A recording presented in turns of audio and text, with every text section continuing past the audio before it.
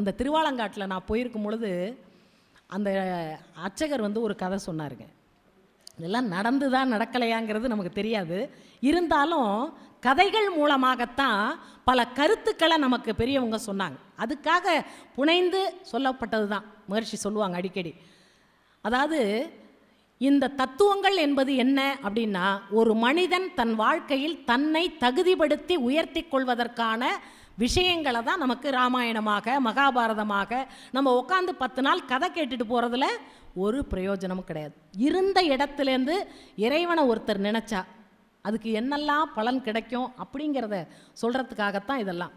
காரைக்கால் அம்மையாருக்கு அந்த பேயூர் கொண்டு அவங்க போகும் பொழுது, உனக்கு திருவாலங்காட்டில் அந்த ஊர்த்துவ தாண்டவத்தை நான் காட்டுவேன்னு சொல்லி இறைவன் அந்த நாட்டியத்தை காட்டுறாரு அப்படின்றது நம்ம கதைகளில் தெரியும். அந்த நடனத்தை பார்க்குறதுக்கு தேவாதி தேவர்கள்லாம் கூடி நிற்கிறாங்க. அப்போ அந்த மாதிரி பார்த்தவங்கெல்லாம் பொதுவாகவே நம்மளுடைய இயல்பு அப்படி தானே. நம்ம ஒன்றை பார்க்காதவங்கள ஒருத்தவங்க ஒன்று பார்க்கல, ஆனால் நம்ம பார்த்துருக்கோம் அப்படின்னா நம்ம என்ன பண்ணுவோன்னா 2 எக்ஸ்ட்ராவாக சேர்த்து சொல்லுவோம். இது மனித இயல்பு இல்லையா? அப்போ என்னென்னா, அங்கே பார்த்துட்டு வந்தவங்கலாம் திருவள்ளுவர்கிட்ட சொல்கிறாங்களாம். திருவள்ளுவர் காலத்தில் இது நடந்ததா என்னன்னு தெரியாது, ஆனால் அந்த அர்ச்சகர் சொன்ன கதை ரொம்ப நல்லா இருந்தது.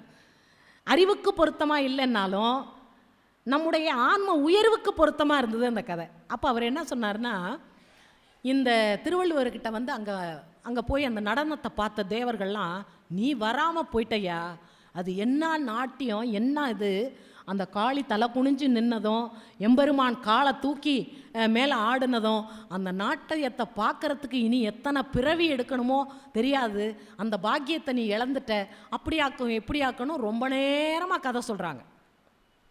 திருவள்ளுவர் அதை பொறுமையாக கேட்டுக்கிட்டே இருந்துட்டு கடைசியாக சொல்லுவார், நாவால் குழைநக்கும் ஏழை அறிவனோ காலால் கழல் தொடுக்கும் பிஞ்சகன் தன் கூத்து. என்ன அர்த்தம்? நான் ஒரு ஏழை, என்ன பண்ணிக்கிட்டு இருக்கேன், நாவால் எச்சி தொட்டு குழை நக்கி அந்த பாவு போடுறவன் நான். எனக்கு எப்படி தெரியும் அவன் ஆடுனானே, அந்த சிவபெருமான் எம்பெருமான் ஆடுனானே, அவன் ஆடின ஆட்டத்தில் அந்த ஊர்த்துவ தாண்டவத்தில் அவன் காதுலேருந்து கலண்டு உளுந்துச்சே ஒரு கடல், அதை காலாலேயே எடுத்து மாட்டினான் பாருங்க. அதை பார்க்கறதுக்கு எனக்கு எந்த அளவுக்கு ஞானம் இருக்குன்னு எனக்கு தெரியுன்றார். அங்கே போனதெல்லாம் பார்க்கல, அதை அங்கே நேரில் போய் பார்த்தவங்க யாருமே அதை பார்க்கல.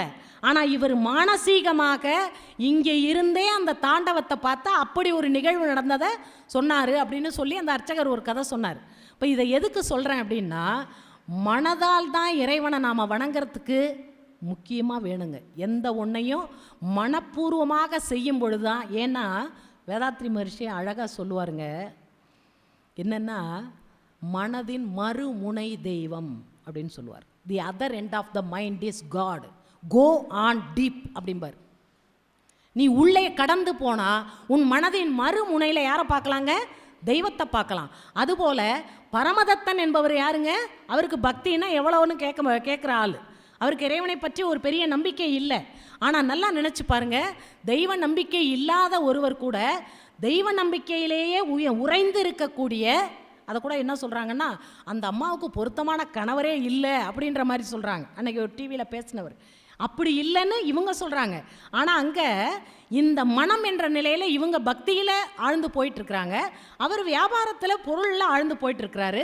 ஆனால் மனைவி மேலே அவர் உண்மையான அன்பு வச்சுருக்கிறாரு, இவங்க கணவன் மேலே உண்மையான அன்பு வச்சுருக்கிறாங்க. அங்கே அன்பு தான் அந்த குடும்பத்தை இணைக்கணுமே தவிர வேறு எதுவும் இணைக்க முடியாது. மகரிஷி சொல்லுவாங்க, வேதாத்ரி மகரிஷி, ஒரு குடும்பத்தில் கணவன் மனைவி இருவரையும் அன்புதான் ஆட்சி செய்ய வேண்டுமே தவிர ஆணவமோ அதிகாரமோ ஆட்சி செய்தால் அந்த குடும்பத்தில் அமைதி இருக்காது. அந்த ஆணவமும் அதிகாரமும் இருந்துச்சுன்னு சொன்னால் அந்த குடும்பத்தில் என்ன இருக்காதுங்க? அமைதி இருக்காது. அப்போது கணவன் காலில் விழுந்து வணங்கினோன்னே அந்த அம்மாவுக்கு அப்படியே துடிச்சு போகிறாங்க. அப்போ கணவன் விழுந்து வணங்கினோன்னே அந்த அம்மா பாருங்க, காமர் பூங்குழலியால் அந்த அம்மா அவ்வளவு ஒரு அழகானவங்க. என்ன நினைக்கிறாங்கன்னா, இனி இவன் கொள்கை, இந்த மனிதனுடைய கொள்கை இனி இது எனக்கு ஒத்து வராது, இவனுக்காக இந்த வனப்பு தாங்கிய இந்த வனப்பு, இந்த இளமை, இந்த அழகு, இதெல்லாம் என் கணவருக்கு சொந்தம். ஆனால் இன்னைக்கு என் கணவரே என்ன சொல்லிட்டாரு, என்னை தெய்வம்னு சொல்லிட்டு இந்த வாழ்க்கையிலேருந்து என்னை விட்டு விலகி போயிட்டார். அப்படி விலகி போனதுக்கப்புறம் எனக்கு இனி இந்த வனப்பு இருந்து என்ன, இந்த இளமை இருந்து என்ன, இந்த அழகு இருந்து என்ன, இதனால் எனக்கு என்ன பிரயோஜனம்? எதுவுமே கிடையாது இல்லையா? அதனால் என்ன சொல்கிறாங்க, இந்த தாங்கிய வனப்பு தசை பொதி அது என்ன பண்ணி போகணும், அழிந்து இந்த உடம்புல இருக்கக்கூடிய சதையெல்லாம் என்ன பண்ணணும், என்னை விட்டு முழுமையாக நீங்கணும். சதையெல்லாம் நீங்கிடுச்சின்னு சொன்னால் அங்கே என்னங்க, வெறும் எண்பு தோல் போர்த்த உடம்பு, அதுதான் பேயுரு அப்படின்னு சொல்கிறாங்க. அப்போது அந்த எண்பு தோல் போர்த்த உடம்பாக மாறணும் அப்படின்னு சொன்னால் இங்கு உனக்கு சிவபெருமானை பார்த்து சொல்கிறாரு, இங்கு உன் கழல், ஆங்கு உன் திருவடிக்கு ஒத்ததாக இருக்கக்கூடிய பெருமை மிகு பேய் வடிவம் பாங்காக எமக்கு அமைத்து அருளல் வேண்டும். நான் நினச்சி பார்த்தேங்க, பேயின்னு சொன்னால் எல்லாம் பயப்படுவாங்கன்னு சொல்லுவாங்க. ஆனால் அந்த காரைக்கால் அம்மையார் என்ன சொல்கிறாங்கன்னா, உன்னுடைய திருவடியில் இருக்கக்கூடிய பெருமை மிகு வடிவம் எதுன்னா இந்த பேய் உருவம் தான் அப்படின்னு சொல்கிறாங்க. அப்போ ஒரு பெண், அதாவது என்கிட்ட ஒரு ஐயா பேசிகிட்டு இருந்தாங்க. அந்த ஐயா வந்து 2 விஷயம் சொன்னாங்க. என்னென்னா, ஒன்று ஔவையாரை பற்றி சொன்னாங்க, இன்னொன்று காரைக்கால் அம்மையாரை பற்றி சொன்னாங்க. ஔவையாரும் இளமை துறக்கிறாங்க, காரைக்கால் அம்மையாரும் இளமையை துறக்கிறாங்க. அப்போ அந்த இளமை துறத்தல் என்பது சாதாரண விஷயம் இல்லைங்க. பட்டினத்தார என்ன சொல்லுவாருங்க, வாளால் மகவறிந்து ஊட்ட வல்லே நல்லன், மாது சொன்ன வார்த்தைக்கு இளமை துறக்க வல்லே நல்லன் பார் இல்லையா? அந்த இளமையை துறக்கிறது அப்படின்றது ஒரு சாதாரண விஷயம் இல்லைங்க. அந்த மனம் கடந்த நிலையில் யார் ஒருவர் இருக்கிறாங்களோ அவங்களால மட்டும்தான் என்ன பண்ண முடியுங்க, அந்த மாதிரி ஒரு தீர்க்கமான முடிவை எடுக்க முடியும். இன்றைக்கி ஒரு வணங்குவதற்கு உரிய அந்த ஒரு வடிவத்தை அந்த அம்மா வச்சுருக்காங்க அப்படின்னு சொன்னால், அவ்வளவு அழகான அந்த உடம்புல இருக்கக்கூடிய தசையெல்லாம் கலைந்து இறைவனுக்கு பொருத்தமாக இருக்கக்கூடிய இறைவனுடைய திருவடியில் இருப்பதற்கு தகுதியான அந்த ஒரு வடிவத்தை தான் பெற வேண்டும் அப்படின்னு சொல்லி காரைக்கால் அம்மையார் வந்து வேண்டி பெற்றாங்க அப்படின்னு சொன்னால் இதெல்லாம் சாதாரண விஷயம் இல்லை. அதனால தான் என்ன சொல்கிறாங்க, தலைகீழ நடந்து போகிறாங்க. காரைக்கால் அம்மையாருக்கு தலைகீழ நடந்து அங்கே போகும் பொழுது, கைலாயத்துக்கு போகும் பொழுது அங்கே என்ன அற்புதம் நடக்குதுங்க இல்லையா? இங்கு வருவது யாருன்னு சொல்கிறாருங்க, எமை பேணும் அன்னை. இங்கு வரும் இவங்க யாரு, எனை பேணும் அம்மை கான் உமையே மற்றும் இந்த பெருமை மிகு வடிவம் வேண்டி பெற்றனல். இது பெருமை மிகு வடிவம்னு எதை பார்த்து சொல்கிறாருங்க, பேய் உருவத்தை பார்த்து சொல்கிறார் இல்லையா? அவங்க காரைக்கால் அம்மையாரை சொல்கிறது மாதிரி ஔவையார் சொன்னாங்க இல்லையா, ஒரு பெண்ணை என்னன்னு சொன்னாங்க, சண்டாளி, சூர்பனகை, தாடகைன்னு சொன்னாங்க. ஆனால் இறைவனுடைய வாயாலேயே என்னன்னு பேர் வாங்குறாங்க காரைக்கால் அம்மையார், என்னுடைய தாய் அப்படின்னு சொல்கிறாங்க இல்லையா? அப்போ அந்த கொன்றை மலர் என்று சொல்லக்கூடியதை தலையில் அணிந்த அந்த அருகு, இந்த கொன்றை அருகு இரண்டும் அருகணையை நோக்கி அம்மையே வருக என்னும் செம்மை ஒரு மொழி சொல் உலகம் முழுவதும் உய்ய அருள்ந்தார். சிவபெருமான் என்ன சொல்கிறாராங்க, இந்த அம்மையே உன்னை பார்க்கறது சந்தோஷம் வா அப்படின்னு சொல்லி கூப்பிடுற மாதிரி சிவபெருமானே அந்த தாய் வடிவத்தில் வரக்கூடிய காரைக்கால் அம்மையாரை சொல்கிறார். அப்படின்னா ஒரு பெண் நினைத்தால் இறைவனுக்கே தாயாக மாற முடியும். ஏன்னா யசோதை ஒரு இறைவனுக்கு தாயாக மாறுறாங்க இல்லையா? எல்லாருக்கும் அந்த இது வரவே வராதுங்க. அதே மாதிரி இன்னொரு அற்புதமான விஷயங்க, ஒரு பெண்மணியை பற்றி நம்ம பேசணும். சாரதா தேவியார், அதாவது ராமகிருஷ்ண பரமஹம்சரோட மனைவி மாதிரி ஒரு பெரிய தியாகியை பார்க்க முடியாதுங்க. என்ன காரணம் தெரியுங்களா? இவங்களுக்கு 5 வயசு, அவருக்கு 20 வயசு, கல்யாணம் பண்ணுறாங்க. அவங்கள பார்த்தோன்னே அந்த அம்மாவை பார்த்தோன்னே சிறுமியாக இவங்க தான் என்னுடைய வாழ்க்கை துணையாக வரணுங்கிற மாதிரி அவருடைய உணர்வில் வருது. ஆனால் அவர் எப்படி இருக்கிறாருங்க, காளியை வச்சு உபாசனை பண்ணிகிட்டு இருக்கிறாரு, அங்கே அபிஷேகம் பண்ணுறாரு, ஆராதனை பண்ணுறாரு, ஒரு பித்து பிடித்த நிலையில் இருக்கிறாரு. இந்த அம்மாவுக்கு ஒரு 12 வயசு. அந்த 12 வயசாக இருக்கும் பொழுது என்ன பண்ணுறாங்கன்னா, தகுதி வந்ததுனால கணவரோட போய் வாழணும்னு சொல்லி அனுப்புகிறாங்க. அங்கே அதாவது மாமியார் கொடுமைங்கிறது அந்த அம்மாவுக்கு நடந்திருக்கு. சாதாரண பெண்களுக்கு மட்டும் இல்லை, அந்த மாதிரி உன்னத நிலையில் இருக்கக்கூடிய மிகப்பெரிய ஆன்மீக நிலையில் உயர்ந்தவங்களுக்கு கூட அது நடந்திருக்கு. என்ன காரணம்னா, காரைக்கால் இந்த அம்மா வந்து சாரதா அம்மா வந்து அந்த குறிப்பிட்ட வயது வந்தோன்னு அங்கே போகிறாங்க. அங்கே இருக்கக்கூடிய பணியெல்லாம் செய்கிறாங்க. கொஞ்சம் கணவர்கிட்ட நெருங்கி அவங்க பழக ஆரம்பிக்கிறாங்க. ஆனால் அவர் எப்படி இருக்கிறாருங்க, நெருப்பு மாதிரி இருக்கார், ஞானக்கணல். அவர் அது மாதிரி இருக்கிறாரு. இவங்களுடைய அந்த உணர்வை வந்து அவர் புரிஞ்சுக்கிறாரு. ஆனால் அந்த இல்லற வாழ்க்கைக்கு இவருடைய மனம் அந்த நிலையை கடந்து போய் நிற்கிது. இவரை இந்த நிலைக்கு உருவாக்குறதுக்கு இவ்வளோ கஷ்டப்பட்டு நான் வளர்த்தேன் என் பையனை, இன்னைக்கு வந்த மனைவி தான் அவனுக்கு பெருசாக போயிட்டா அப்படின்னு பேசுகிறது சாதாரண பெண்களுக்கு இயல்பு. ஆனால் அந்த ராமகிருஷ்ண பரமஹம்சரோட குரு பைரவின்னு சொல்லிட்டு அந்த அம்மா, அவங்க வந்து அவ்வளோ கஷ்டப்பட்டு ராமகிருஷ்ண பரமஹம்சரை உருவாக்குறாங்க. ஏன்னா அந்த உருவம் கடந்த நிலைக்கு அவரால் போகவே முடியல, அந்த பிரம்ம நிலைக்கு அவரால் போக முடியல. அப்போ அவங்க ரொம்ப கடுமையான ஒரு நிலையை உருவாக்கி தான் அவரை கொண்டு போகிறாங்க. அப்படி கொண்டு போன அந்த தன்னுடைய சீடனுடைய நிலை இவளால் மாறிடுமோன்னு அந்த அம்மாவுக்கு பயம் வருது. அதனால் ராமகிருஷ்ணர் எழுதுகிறாருங்க, என்னுடைய குரு, என்னுடைய தாய்க்கு சமமான என் குருவால் சாரதை பட்ட துன்பத்தை என்னால் வார்த்தைகளால் விவரிக்க இயலாதுன்னு சொல்கிறாங்க. அந்த அளவுக்கு கொடுமைப்படுத்துகிறாங்க அந்த அம்மா வந்து சாரதை தேவியை. ஆனால் அவ்வளவு கொடுமையையும் அந்த அம்மா தாங்கிக்கிறாங்க, அவ்வளவு பொறுமையாக, அவ்வளவு.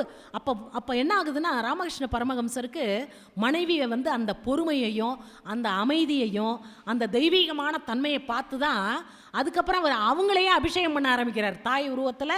அந்த மாதிரி அவர் பண்ணுறதுக்கான அந்த பண்புகள் எல்லாம் அந்த அம்மாட்ட இருக்குது. அப்போது சாரதா அம்மாவுக்கு வந்து தனக்கு ஒரு குழந்தை வேணும் அப்படிங்கிற ஒரு உணர்வு வருதுங்க. அந்த உணர்வு வந்தோடனே அவங்க அதை மறைமுகமாக பேசும் பொழுது அவங்க அதை வெளிப்படுத்துறதுக்கு ராமகிருஷ்ணருக்கு புரிய வைக்கிறதுக்கு அவங்க கொஞ்சம் முயற்சி பண்ணுறாங்க. இதை புரிஞ்சுக்கிட்ட ராமகிருஷ்ணர் என்ன பண்ணுவார்னா, பயப்படுவார். அப்போது இவங்களை பக்குவமாகத்தான் நம்ம சரி பண்ணணும் அப்படின்னு சொல்லிட்டு என்ன பண்ணுவார்னா, ஒரு நாள் அம்மா இங்கே வா அப்படின்னு கூப்பிடுவார். அவங்க ரொம்ப பணிவாக வந்து பக்கத்தில் இருப்பாங்க.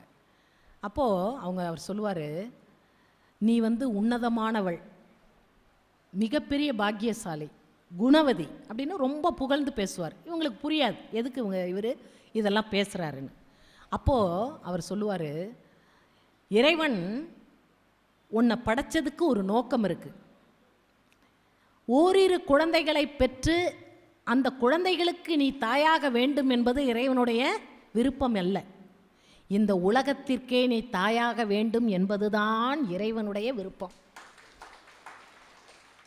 அப்படின்னு ராமகிருஷ்ணர் சொல்கிறார். அப்படி சொன்ன உடனே அந்த அம்மாவுக்கு வந்து புரிஞ்சுக்கிறாங்க, கணவனுடைய நோக்கத்தை புரிஞ்சுட்டு அவங்க அப்புறம் அப்படியே துறவு வாழ்க்கைக்கு போகிறாங்க. இதெல்லாம் சாதாரண விஷயம் இல்லைங்க. ஒரு சராசரி பெண்ணினுடைய உணர்வை கொன்று தான் அந்த ஒரு நிலைக்கு ஒரு பெண் போக முடியும். இப்போ அந்த மாதிரி போகும் பொழுது அந்த அம்மாவோட அந்த கனிவு, அந்த அன்பு, இதெல்லாம் பார்த்து தான் ராமகிருஷ்ணர் வந்து அவங்கள இன்றைக்கி உலகமே தாயாக வணங்குது அப்படின்னு சொன்னால் அதெல்லாம் ரொம்ப சாதாரண விஷயம் அல்லங்க. அதை பார்த்து தான் அதுக்கப்புறம் அவர் ராமகிருஷ்ணரோட குருவுக்கே அவங்க மேலே ஒரு மரியாதை வருதுங்க. விவேகானந்தராக இருக்கட்டும், யாராக இருக்கட்டும், எல்லாரையும் தன்னுடைய குழந்தைங்க மாதிரி. அதே மாதிரிங்க வேதாத்ரி மகர்ஷிக்கு குழந்தை கிடையாது. நிறைய பேர், எனக்கு அதில் கொஞ்சம் வருத்தம் இருக்குது, ஒரு சில பேர் அதை தவறாக புரிஞ்சிட்ருக்குறாங்க. 2 மனைவி அவருக்கு இருக்குது, 2 மனைவியை கல்யாணம் பண்ணிக்கிட்டாரு அப்படின்னு ஒரு இடத்துல மகர்ஷி அதை நகைச்சுவையாக சொல்லுவாங்க. வாரியார் சுவாமிகள் சொல்லுவாங்க, அதை ஃபஸ்ட்டு சொல்லிடுறேன். வாரியார் சுவாமிகள் சொல்லுவார், நான் ஒரு பெரிய உண்மையை கண்டுபிடிச்சேன், என்ன தெரியுமா அப்படின்னா, 2 மனைவி கட்டினவங்க மாதிரி ஒரு பெரிய பாக்கியசாலிகள் யாருமே கிடையாது அப்படின்னு சொன்னார். எனக்கே அதை ஃபஸ்ட்டு கேட்கும்போது அப்படியே சொல்லிட்டு ரொம்ப இதுவாக கொண்டு போனார். ஏன்னா அவன் செத்தா கூட நரகமே கிடையாது அப்படின்னார் கடைசியாக. அப்போ அந்த மாதிரி அவர் சொன்னார். அதே மாதிரி வேதாத்ரி மகர்ஷியை பார்த்து அவர் சொல்கிறாரு, எல்லாரையும் பார்த்து, தயவு செஞ்சு யாரும் 2 தாரம் கல்யாணம் பண்ணிக்காதீங்க அப்படின்னு சொல்லும்போது ஒரு அன்பர் கேட்டாராம், அதை சொல்கிறதுக்கு உங்களுக்கு என்ன தகுதி இருக்குது அப்படின்னு கேட்கும்போது, அந்த தகுதி எனக்கு தான் முழுமையாக இருக்குது அப்படின்னு சொன்னாராம். ஏன்னா அதெல்லாம் ரொம்ப சாதாரண விஷயம் இல்லை. ஒரு குழந்தைக்காகத்தான் அவங்க இன்னொரு கல்யாணத்தை கட்டாயப்படுத்தி சொல்லி மகர்ஷி அழுது எழுதியிருப்பாங்க. அந்த காலத்தில் 2வது மனைவியை கல்யாணம் பண்ணணும்னா முதல் மனைவி தான் தாலி எடுத்து கொடுக்கணுமா. அப்போ தான் அவங்க சம்மதத்தோட கல்யாணம்னு. அந்த அம்மா சந்தோஷத்தோட தாலி எடுத்து கொடுத்தாங்களாம், தன்னோட வளையலை விற்று அதில் தாலி வாங்கி. ஆனால் மகரிஷி அழுதுகிட்டே தாலி கட்டினாராம். எழுதியிருப்பார் தன்னுடைய வாழ்க்கை வரலாறுல. அதனால் இருதாரம் மணப்பது அப்படிங்கிறது சாதாரண ஒரு விஷயமே கிடையாதுங்க. அதுபோல் ஒரு கடைசியில் 2 மனைவிக்குமே அவங்களுக்கு குழந்தை கிடையாது. என்ன காரணம்னா, இந்த தலைமுறையை உருவாக்க வேண்டியது என்பது ஒரு பெண்ணினுடைய கடமை அப்படின்னு சொன்னால் கூட, எந்த ஒரு ஆன்மாவுக்கு இந்த பிறவியோடு முற்று என்ற நிலையில் அந்த ஆன்மா இறைவனோடு கலப்பதற்கு தகுதி பெறுகிறதோ அந்த ஆன்மாக்களுக்கெல்லாம் குழந்தை இருக்காது அப்படின்றது ஒரு உண்மை. ஆனால் அப்படி இருக்கக்கூடியவர்கள் எப்படி இருக்கணும்னா, இந்த பிறவியில் கர்ம வினையை சேர்க்காத அளவுக்கு அன்பும் கருணையும் கொண்டவர்களாக எல்லா குழந்தைகளையும் எல்லாவற்றையும் எல்லோரையும் தாய் போல இருந்து அரவணைத்து காக்கக்கூடிய தகுதி பெற்றவர்களாக பண்பு பெற்றவர்களாக இருக்கும் பொழுது மட்டும்தான் அந்த ஒரு நிலை கிடைக்கும். எந்த ஒரு கருமையும் தூய்மையாகுதோ, எந்த ஒரு உயிர் தன்னில் கொண்டு வந்த வினைகளையெல்லாம் முற்றிலுமாக தீர்த்து கடைசி பிறவி எடுக்கிறதோ அந்த பிறவிக்கு குழந்தை என்ற ஒரு ஜென்ரேஷன் இருக்காது. ஆனால் நாம் என்ன சொல்லிகிட்டு இருக்கோங்க, இன்றைக்கி குழந்தையின்மைங்கிறது ஒரு மிகப்பெரிய பிரச்சனையாக இருக்குதுங்க. இன்றைக்கி குழந்தைகளுக்கு கல்யாணம் பண்ணுறது ஒரு பெரிய பிரச்சனைனா, கல்யாணம் ஆகி ஒரு குழந்தை பிறக்கிறதுன்றது இன்னொரு பெரிய பிரச்சனைன்ற மாதிரி சமுதாயத்தில் போயிட்டுருக்குங்க. இதுக்கு காரணம் என்ன தெரியுங்களா? மனம் தாங்க. மனநிலை யாருக்குமே சரியில்லை. மனதில் உண்மை தூய்மை இதெல்லாம் இருந்தால் மட்டும்தாங்க நம்மளுக்கு நல்லதொரு உயர்வான ஒரு தன்மை நமக்கு கிடைக்கும். அதே போல் மதர் தெரசாவை நம்ம எடுத்து பாருங்கள். அந்த பெண்மை அப்படின்றது தாய்மை என்ற நிலைக்கு போகும் பொழுது அது தெய்வமாக வடிவம் பெறக்கூடிய இன்னொரு வடிவம் யாருன்னா மதர் தெரசாங்க. அவங்களுடைய வாழ்க்கையில் பார்த்தீங்கன்னா இந்த சமுதாயத்துக்காகவே ஒரு அழகாக ஒரு கவிஞர் எழுதியிருப்பார் இல்லையா, நீ சாதாரணமாக ஒரு தாயாக இருந்தால் ஓரிரு குழந்தைக்கு தாயாக இருந்திருப்பார். நீ கருவுற்றிருந்தால் ஓரிரு குழந்தைகளுக்கு தாயாய் இருந்திருப்பாய். நீ கருணையுற்றதால் இந்த உலக மக்கள் அனைவருக்கும் நீ தாயாகி விட்டாய்னு ஒரு கவிஞர் எழுதுகிறார். அப்போ கருணையினுடைய பிறப்பிடமாக இருப்பிடமாக நல்லா நினச்சி பாருங்கள். அந்த அம்மா தொழுநோயாளிகளுக்கு அவ்வளோ வைத்தியம் பண்ணுறாங்க. ஆனால் நல்லா அந்த காலத்தில் தொழுநோய்னா அப்படி ஒரு மோசமான நோய். அந்த நோய் உள்ளவங்கள தொடமாட்டாங்க, ஊர் எல்லையில் வச்சுருப்பாங்க. ஆனால் அந்த தொழுநோயாளிகளை தொட்டு அந்த அம்மா அவ்வளவு சிகிச்சை பண்ணுறாங்க, அவங்களுக்கு ஒன்றுமே வரல. காரணம் என்ன தெரியுங்களா? எங்கே கருணை இருக்கிறதோ, கருணை என்பது இறைத்தன்மை. இறைவன் இருக்கக்கூடிய இடத்துல நெகட்டிவ் இருக்கவே இருக்காது, உள்ளே வர முடியாது.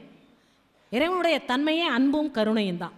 மகரிஷி அழகாக எழுதுவாங்க, அன்பும் கருணையுமாய் அகன்ற நிலையில் உள்ளாய், என் மனதை விரித்து இணைத்து கொண்டாய் உன்னுள்ளே, கண்ம வினைகளெல்லாம் கழிந்தன உணர்ந்திட்டேன், உன்னை அறிந்து உய்ய உலகோர்க்கு தொண்டு செய்வேன் பார். அந்த கருணை வடிவமாக இருக்கக்கூடியவங்க எல்லாருமே இறைவனுடைய வடிவமாகத்தான் இருக்காங்க. அப்போ அந்த அம்மா ஒரு முறை நவ்ஜோர் சித்துன்னு சொல்லக்கூடிய விளையாட்டு வீரர் தனக்கு கிடைச்ச ஒரு மிகப்பெரிய பணம், ஒரு விளையாட்டில் கிடைச்ச அந்த பொருளை கொண்டு போய் ஏதாவது ஒரு ஹோமுக்கு கொடுப்போம் அப்படின்னு சொல்லிட்டு போகும்போது மதர் தெரசாவோட ஹோமில் கொண்டு போய் கொடுப்போம் அப்படின்னு சொல்லிட்டு போகிறாருங்க. அப்போ அங்கே போய் கொஞ்சம் ரொம்ப நேரம் காத்துட்ருக்காரு, அம்மா வரல. அங்கே உள்ளவங்கள்ட்ட கேட்குறாரு, எங்கள் அம்மா வரலையா இன்னும் அப்படின்னு சொல்லி கேட்கும் பொழுது, இல்லை அவங்க பின்னால் டெட் ஹவுஸில் இருக்காங்க அப்படின்னு சொல்கிறாங்க. அதாவது மரண வீடு அப்படின்னு ஒன்று இருக்குது, அங்கே இருக்காங்க அந்த அம்மா அப்படின்னோடனே, என்னது மரண வீடா, கொஞ்சம் வெயிட் பண்ணுங்க வந்துடுவாங்க அப்படின்னோன்னா ரொம்ப நேரம் வெயிட் பண்ணுறாரு, வரல. இவருக்கு என்னன்னா அவங்க கையில் கொடுத்து அதை பெருமையாக அவ்வளோ பணம் கொடுத்தோம், டொனேட் பண்ணோம் அப்படின்னு சொல்லி கொடுக்கறதுக்காகத்தான் இவர் அந்த பணத்தை எடுத்துகிட்டு அங்கே போகிறாருங்க. ஆனால் அங்கே போகும்பொழுது இவரால் அவ்வளோ நேரம் வெயிட் பண்ண முடியல. அப்போ அங்கே இருக்கிறவங்கள்ட்ட அது எங்கே இருக்குது சொல்லுங்கள், நான் போகிறேன் அப்படின்னோடனே, இல்லை வேண்டாம் நீங்கள் அங்கே போகாங்க அப்படின்னு சொல்கிறாங்க. இல்லை நான் போவேன், நீங்கள் சொல்லுங்கள், ஒன்றும் பிரச்சனை இல்லை, நான் போகிறேன்னு சொல்லிவிட்டு அவர் என்ன பண்ணுவார், அந்த ஹோம்லேயே பின்னால் ஒரு இடத்துக்கு போவார். உள்ளே நெருங்க அப்படி ஒரு பேட் ஸ்மெல் வருங்க, அப்படியே இவருக்கு கொமட்டிட்டு வரும், அந்த அளவுக்கு ஒரு துர்நாற்றம் வீசும். அப்போ இவர் போவார், மேலே அந்த டெட் ஹவுஸ்ன்னு போட்டிருக்கோங்க, அங்கே உள்ளே போய் பார்த்தா ஒரு இளைஞன் உடம்பெல்லாம் அழுகி அப்படியே படுத்திருப்பான். இன்னும் எவ்வளோ நேரத்தில் உயிர் போகும்னு தெரியாத அளவுக்கு உடம்பு பூரா சீழும் ரத்தமும் வடிஞ்சு மேலே ஒட்டு துணி கூட இருக்காதுங்க, துணியே போட முடியாத அளவுக்கு ரணமாக இருக்கும். அந்த இளைஞன் பக்கத்தில் உட்காந்து இந்த அம்மா அப்படியே தலையை கோதி விட்டுட்டு அன்பாக அந்த அம்மா அவர்கிட்ட பேசிகிட்டு இருப்பாங்க. இவருக்கு அப்படியே குமட்டி வாமிட்டே வர்ற மாதிரி இருக்கும். உடனே ஓடி வந்துடுவார். அந்த இடத்துல இவரால் நிற்க முடியாது, ஓடி வந்துடுவார். ஓடி வந்துட்டு இவரால் யார்ட்டையும் பேச முடியாது, ரொம்ப மனசு சோர்ந்து போய் உட்காந்துருப்பார். அப்போ கொஞ்ச நேரத்தில் அம்மா வந்து அதை முடிச்சுட்டு வருவாங்க. வந்து வாங்கப்பா மகனே வாங்க, எதுக்கு வந்தீங்க அப்படின்னு சொல்லி கேட்கும்போது அவருக்கு அப்படியே கண்ணில் தார தாரையாக ஊற்றும். உடனே அவர் கூசும், இந்த பணம் கொடுக்க தான் வந்தேன்னு சொல்கிறதுக்கு கூசும். இருந்தாலும் இந்த ஹோமுக்கு இந்த இந்த பணத்தை கொடுக்கலாம் அப்படின்னு வந்தேன் அப்படின்னு சொல்லி கொடுக்கும்போது அவர் சொல்லுவார், அவங்க சொல்லுவாங்க, அதை வாங்கி அப்படி சாதாரணமாக பக்கத்தில் வச்சுட்டு, அது இருக்கட்டும்ப்பா, நீ எனக்கு இன்னொரு உதவி செய்ய முடியுமா அப்படின்னு கேட்பார். என்ன அப்படின்னோடனே, இங்கே இருக்கக்கூடிய இந்த வேதனை மிக்க ஆன்மாக்களுக்கு உன்னுடைய பரிவையும் அன்பையும் சில மணித்துளிகள் கொடுக்க முடியும்னா அதுதான் நீ இந்த இங்கே கொடுக்குற உண்மையான ஒரு அர்ப்பணிப்பாக இருக்குமே தவிர, இந்த பணத்தால் அந்த ஆன்மாக்களுக்கு அமைதியையோ ஒரு சந்தோஷத்தையோ, மரண நிலையில் இருக்கக்கூடிய இந்த ஆன்மாக்களுக்கு தேவைப்படுவது எதுங்க? அன்பும் கருணையும் தான். அப்போ அந்த அன்பையும் கருணையையும் கொடுக்கணும் அப்படின்னு சொன்னால் ஒவ்வொருத்தர்கிட்டையும் என்ன வேணுங்க? அந்த மனம் அந்த நிலையில் இருக்கணுங்க. அப்போ அதனால தான் சொல்கிறாங்க, இந்த பெண்கள் என்று சொல்லக்கூடிய நிலையில், அது ஔவையாராக இருக்கட்டும், அதான் நான் சொல்ல வந்தேன் பாருங்கள், இந்த உலகமே ஒரு வயல் அப்படின்னு சொன்னால், அப்போ நம்ம எப்படி வள்ளல் பெருமான அந்த உணவு கொடுக்கணுங்கிறத அவர் ஏன் அப்படி கொண்டு வந்தார் அப்படின்னு சொன்னால், இந்த உணவு என்ற ஒன்றை உடலுக்கு கொடுக்கலன்னு சொன்னால் அந்த உடலில் எத்தனை உறுப்புகள் பாதிக்கப்படுங்கிறத வள்ளலார் நிறைய சொல்லியிருப்பார். அதை ஏற்கனவே நான் இங்கே ஒரு முறை வள்ளல் பெருமானோட இதை நான் சொல்லி பேசியிருக்கேங்க.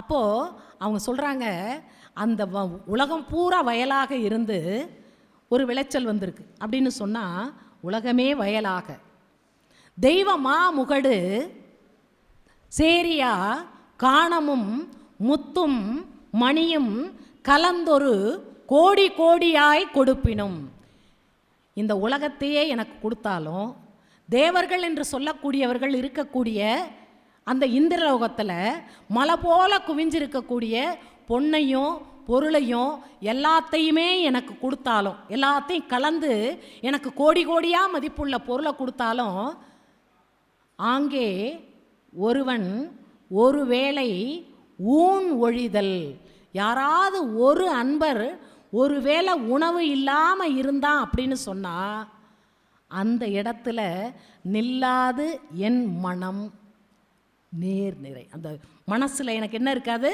அமைதி இருக்காது. அத்தனையும் எனக்கு கொடுத்தா கூட என் மனசில் அமைதி இருக்காது. எப்போ ஒருத்தன் பசி அப்படின்னு வந்து என்கிட்ட சாப்பாடு கேட்டுட்டா அந்த இடத்துல எனக்கு அந்த உணர்வு இருக்காது. நான் ஏற்கனவே சொன்னாங்க, எங்கள் பாட்டி சமைச்சது அம்மா சமைச்சதை விட சிறப்பாக இருக்கும் அப்படின்னு.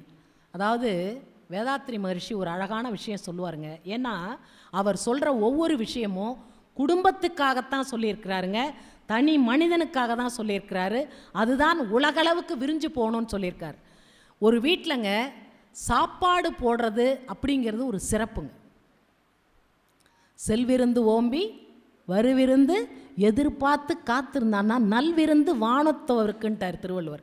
ஒரு விருந்தாடி வந்துட்டு போயிட்டு, நான் அடிக்கடி சொல்லுவேங்க, எங்கள் குடும்பம் சின்ன குடும்பம், பல பேருக்கு நான் சொல்லியிருப்பேன், எந்நேரமும் 5 தடவை கூட சாதம்லாம் வடிச்சிருக்கோம், நிறையா போட்டிருக்கோம். இன்றைக்கி யார் வந்தாலும் அழகாக ஒரு வேலை பண்ணுறாங்கங்க, வாங்க ஹோட்டலுக்கு போய் சாப்பிட்டு வந்துடலாம் அப்படின்னு வர்ற விருந்தாடியே சேர்த்து ஹோட்டல் கூட்டிகிட்டு போயிடுறாங்க. உண்மையா இல்லையா? பல இடங்களில் எனக்கே நடந்திருக்கு இல்லையா? அதே போலங்க நான் ரொம்ப வருத்தப்படுறது, விநாயகரை பார்த்து ரொம்ப வருத்தப்பட்டிருக்கேன், கிருஷ்ணனை பார்த்து ரொம்ப வருத்தப்பட்டிருக்கேன். ஏன் சொல்லுங்கள் பார்ப்போம். விநாயகர் சதுர்த்திக்கு இப்போல்லாம் யாருமே கொழுக்கட்டை பண்ணுறதில்ல, கிருஷ்ணா ஸ்வீட்ஸில் ஆர்டர் பண்ணிடுறாங்க. கிருஷ்ண ஜெயந்திக்கு யாருமே வீட்டில் சீடை எல்லடம் முறுக்கெல்லாம் சுடுறதில்ல, அதுவும் பாக்கெட் வாங்கி வச்சு கும்பிட்டுடுறாங்க. அவர் நிலைமையை நினச்சி பாருங்கள். விதவிதமாக பல வீடுகள்லேருந்து வரும்னு நினச்சி காத்திருந்தவருக்கு எல்லாருக்கும் ஒரே கிருஷ்ணா ஸ்வீட்ஸில் வாங்கி கொடுத்தா அவருக்கே திகட்டாது. இப்போ இதெல்லாம் எங்கே போயிட்டுருக்குன்னு எனக்கு ஒன்றும் புரியல. சில விஷயங்கள்லாம், அதாவது பக்தி என்பது என்னன்னா, குழந்தைங்க பண்படுறதுக்கும் பெரியவங்க பக்குவப்படுறதுக்காக உருவாக்கின ஒரு விஷயந்தான் இல்லையா? அந்த காலத்துலலாம் சாப்பாடு விருந்தாடிக்கு போடுறதுன்னா நான் கூட சொல்லுவேங்க, எங்கள் தஞ்சாவூர் டிஸ்ட்ரிக்ட் மாதிரி விருந்து பரிமாற யாராலையும் முடியாது. நீங்கள் சாப்பிடுங்க, நீங்கள் சாப்பிடாம போங்க, அதை பற்றியெல்லாம் எங்களுக்கு கவலை கிடையாது. நாங்கள் இவ்வளோ பெருசு ஒரு இலை போடுவோம், வலுவல், கூட்டு, பொரியல், அவியல், ஊறுகாய், அப்பளம், வடை, பாயசம், மோர் குழம்பு, வத்த குழம்பு, சாம்பார் எல்லாம் வச்சுருவோம். நீங்கள் சாப்பிட்ணுங்கிறது எங்கள் நோக்கம் இல்லை, இத்தனையும் நாங்கள் விருந்தாடி பண்ணிட்டோம் அப்படிங்கிறது தான் எங்களுக்கு நோக்கம் அப்படின்னு நான் சொல்லுவேங்க.